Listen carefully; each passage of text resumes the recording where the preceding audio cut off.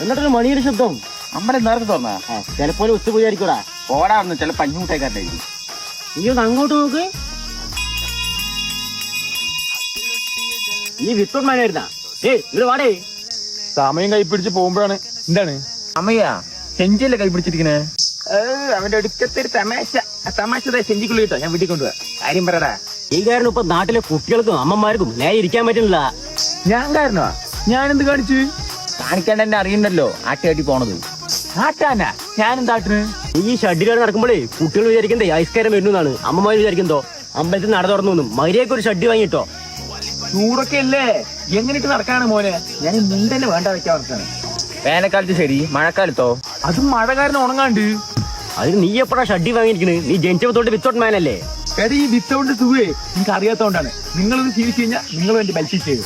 ആ മണിയുടെ ശബ്ദം കേൾക്കാതിരിക്കാനെങ്കിലും അത് അവിടെ വലിച്ചു കെട്ടറാ. ഒന്ന് പോരാ. എന്റെ അച്ഛൻ പറഞ്ഞത് കേട്ടില്ല. പിന്നെയല്ലേ നിങ്ങള്. എനിക്കിത് മതിറാ.